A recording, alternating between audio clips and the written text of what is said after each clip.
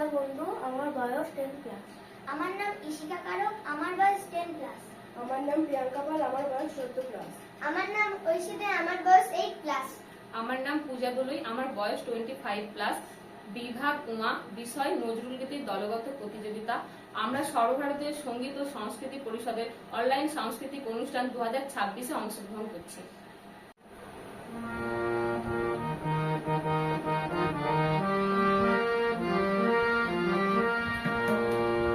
কালা রইল কপাট, ভেঙে ফেলে করতে লোকাটি